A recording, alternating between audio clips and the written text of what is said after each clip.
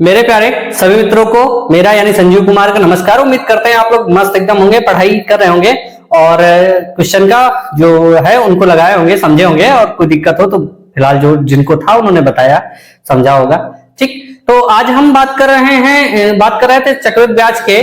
तो आज हम बात करेंगे चक्रवृद्धि ब्याज पर ही कुछ क्वेश्चन जो किस्त वाले बनते हैं उन पर बात करेंगे। चलिए देखते हैं। आज का मेरा पहला क्वेश्चन है, कह रहा मैंने कुछ रुपए मूल्य का एक पंखा खरीदा जिसे 2 बराबर वार्षिक किस्तों में चुकता करना है।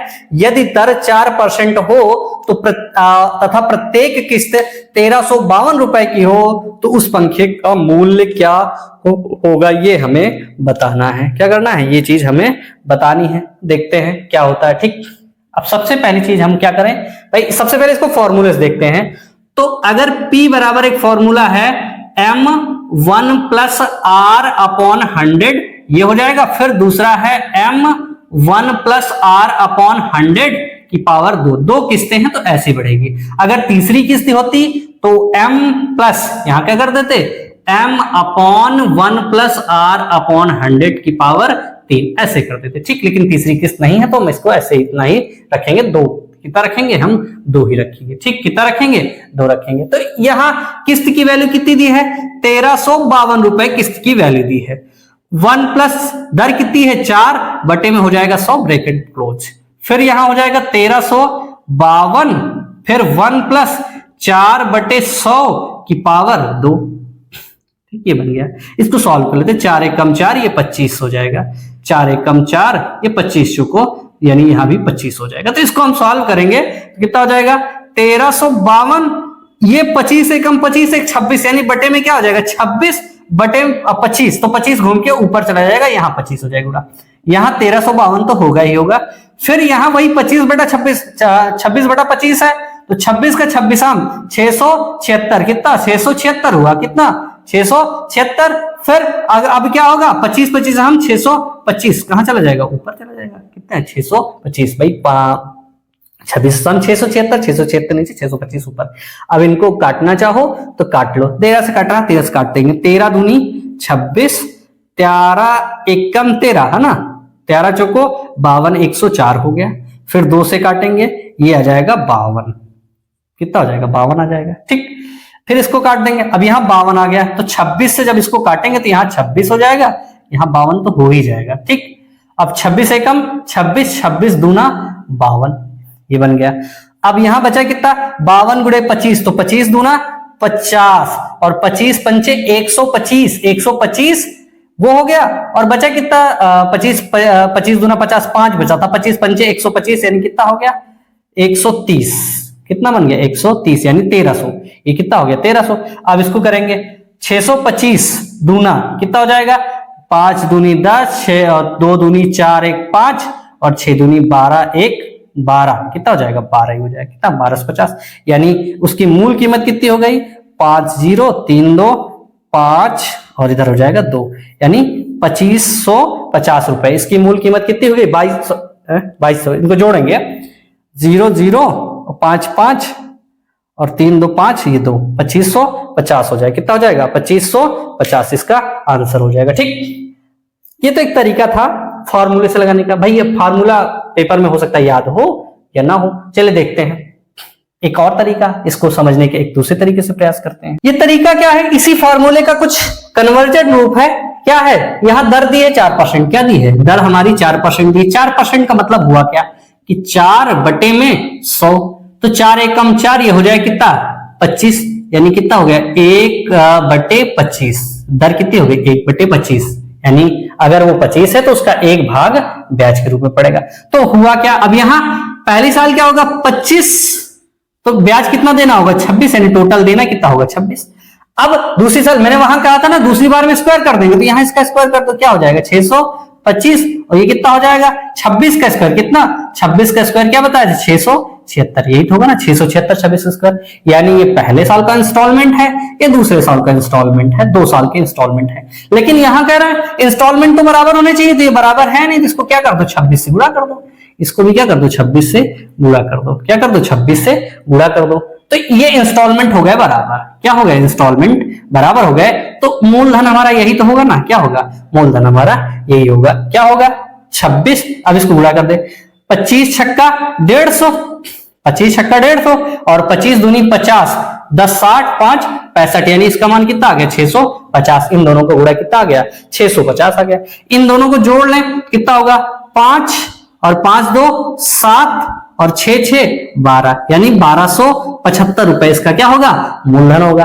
कब, इसका एक, अब एक इंस्टॉलमेंट, ये भी तो 626 आ गया, ये भी 626, तो 626 काहे के बराबर है, एक इंस्टॉलमेंट थी हमारी कितने रुपए के बराबर, 1352 रुपए के बराबर थी। कितने रुपए के बराबर थी, 1352, कितने बराबर थी 1352। तो इसको दुगना कर दो, तो 676 गुना कितना हो जाएगा, 1352 तो होगा, यानी एक काहे के बराबर है, एक यूनिट बराबर है दो के।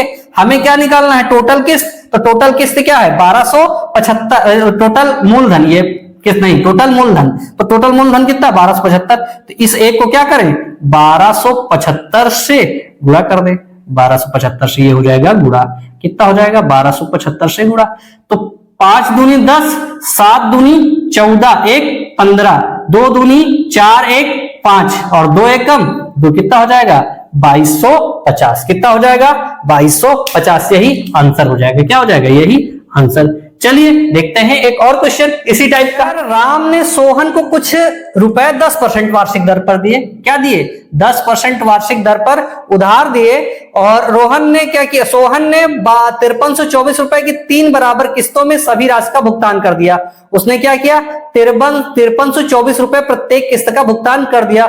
उसे कितना रुपया ऋण के रूप में लिया था, यहां क्या बताना है, यहां भी पी बताना है। समय कितना है 3 साल, समय कितना है 3 साल। तो देखते हैं 10% का मतलब क्या हुआ भाई 1/10, यही तो होगा, क्या हुआ 1/10, यानी पहले साल वो 10 लेगा तो क्या देगा 11 देगा, इधर दूसरे साल क्या करेगा 100 लेगा तो क्या देगा 121 देगा, फिर तीसरे साल 1000 लेगा तो क्या करेगा 1331 रुपए वापस करेगा, क्या करेगा 1331 रुपए वापस करेगा। अब यहां क्या है, इसको कर दो काहे से गुणा 11 से गुणा कर दो, इसको काहे से गुणा कर दो 121 से गुणा कर दो, क्या कर दो 121 से गुणा कर दो, इधर 121 से किया तो इधर भी क्या हो जाएगा 121 से गुणा, यानी इसकी वैल्यू क्या हो जाएगी 1210, ये हो जाएगा। इसको 11 से गुणा कर दो तो ये कितना हो जाएगा 1100, ये हो जाएगा। अब ये तो 1000 रुपए इसका था, ये हो जाएगा इसका मूलधन। अब ये तीनों इंस्टॉलमेंट बराबर हो गए ना, क्या हो गए बराबर, हमें गुणा करने की जरूरत नहीं, सब 1331 आ जाएंगे। तो कह रहा 1331 काहे के बराबर है, उसने क्या किया 5324 रुपए, एक किस्त कितने रुपए में दी 5324 में, यहां कितने में आ रहे 1331 में, तो ये क्या होगा 13 चौको 52, कितने बार जाएगा 4 बार, कितने बार चला जाएगा 4 बार, यानी एक यूनिट की वैल्यू कितनी है 4। हमें निकालना क्या है मूलधन, तो मूलधन है क्या 0 1 2 1 3 1 2 3, कितना हुआ 3310 रुपए इंस्टॉलमेंट है। तो इसको हम क्या करें 3310 से गुणा कर दें, इसको भी क्या कर दें 3310 से गुणा कर दें। तो 4 0 0, 4 1 4, 4 3 12, 4 3 12 1 13, यानी टोटल पैसा मूलधन कितना था, कितना था 1,32,000, नहीं सॉरी कितना था 13,240, एक जीरो कम है 13,240 था, ठीक कितना था 13,240। आइए देखते हैं अगला क्वेश्चन रहा है, एक अगला क्वेश्चन है सेम टाइप क्वेश्चन है। कह रहा है एक आदमी ने एक बाइक खरीदी और वादा किया कि वह 20% की दर पर 10,800 की बराबर किस्तों में पैसे चुका देगा। बाइक की कीमत ज्ञात करो, बाइक की कीमत कितनी है ये बताना है। एक किस्त की कीमत है 10,800, तो हमें बाइक की कीमत बताना है। दर कितनी है 20%, कितनी है 20% दर है, तो 20% का मतलब हुआ 20/100, यानी 20 एकम 20, 20 पंचे 100, यानी 1 कितना हो गया 5। तो हमें किस निकालने क्या होगा 5 एकम 5 1 6, 5 पचा हम 25, 6 छंग 36, 5 पचा हम 25 पंचे 125, तो 606 छंग 36, 6 में 36 का 18 21, यानी 216, कितना हो गया 216। मैंने कहा किस्त हमेशा बराबर होगी, तो इसको क्या करोगे 6 से गुणा कर दोगे, इसको 36 से गुणा कर दोगे। यहां तो कोई फर्क नहीं क्योंकि यहां सब किस्तें तो बराबर हो गई, फर्क इधर पड़ता है क्या, इसको 36 से गुणा करो, इसको 6 से गुणा करो, तो ये टोटल काहे के बराबर है 125 के बराबर इधर हो गया, काहे के बराबर 125, तो 6 पंचे 30 और 6 दूनी 12 और 3 15, 150 हो गया। फिर 5 छक्का 30, 5 तिहाई 15, 3 18, ये 180 हो गया। क्या हो गया? 81। तो यानी मूलधन कितना हो गया? ये 5 और 8 2 10 5 15, 1 2 3 1 4, 455। कितनी मूलधन हो गया? 455। अब ये कह रहा था कि उसकी एक किस्त काहे के बराबर है? 10,800 के बराबर है। कितने के बराबर है? 10,800 के बराबर है। तो एक बराबर काहे को हो जाएगा? 10,800 बटे में क्या हो जाएगा? 216। हमें क्या निकालना है? टोटल। तो इसको क्या कर दे? 455 से गुणा कर दे। क्या कर दे? 455 से हम गुणा कर देते हैं। 455 से हो जाएगा गुणा। जब 455 से इसको हम गुणा करेंगे तो काट लेते, छोटे छोटे टुकड़ों में काटते चाहे आधे। तो ये देखो कितना हो जाएगा? 108 का दूना, ये 100 हो जाएगा। 108 का दूना कितना होता है? ये होता है 216। भाई 108 का पहाड़ा 200 बार, तो ये हो जाएगा 50। कितना हो जाएगा? इसको हम काटेंगे 50। 5 से गुणा कर देते हैं। 0 5 5 25, 5 5 25 2 27, 5 चौको 20 2 22। कितना हो गया? 22,750। मूल कीमत कितनी हो गई? 22,750। इतनी सस्ती अगर बाइक मुझे मिलने लगे, फर्स्ट मॉडल, लेकिन फर्स्ट वाला नया बाइक मिलने लगे तो बड़ी बढ़िया बात हो, आसान हो। चलिए देखते हैं अगला क्वेश्चन। मेरा क्वेश्चन जो कह रहा एक आदमी ने 25,220 रुपए का धन उधार लिया और वादा किया कि वह 5% की दर से उससे 3 समान वार्षिक किस्तों में पैसा चुका देगा।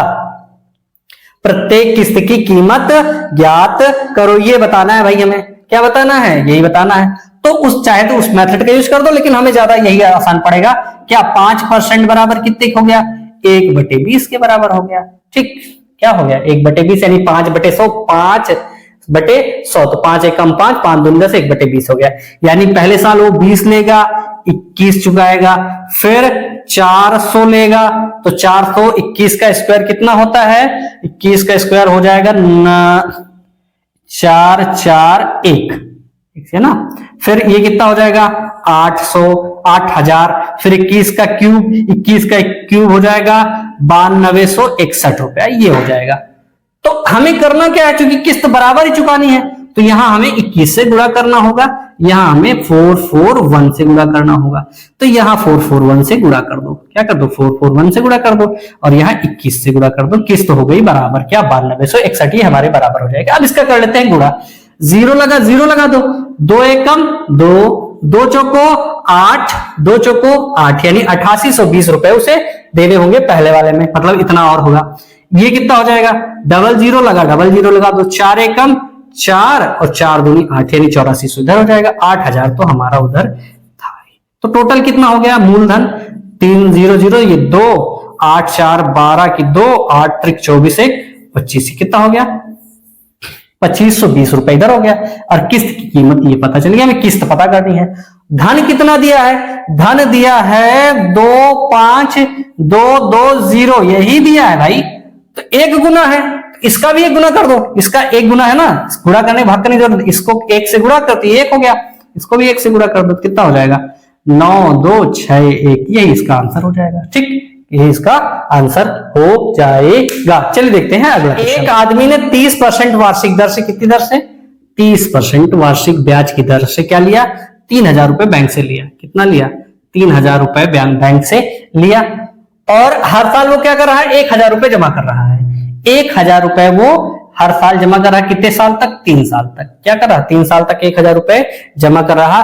तो कह रहे हैं तीसरे वर्ष के अंत में लोन चुकाने के लिए उसे कितना रुपया देना होगा? यानी 3 साल तक नहीं, 2 साल तक चुकाता है। कितने साल तक? 2 साल तक चुकाता है। 1000 रुपए, 1000 रुपए 2 साल तक चुकाता है। कह रहे तीसरे वर्ष के अंत में उसे लोन चुकाने के लिए कितना ब्याज, कितना रुपया देना होगा? भाई ये 30 रुपए कितना है? 300 रुपया है उसके पास। कितना है? 3000 रुपए उसने लिए। इस पर 30% के ब्याज लग रहा, तो इस पर ब्याज तो पहले साल 30% लगेगा ही। तो टोटल कितना होता?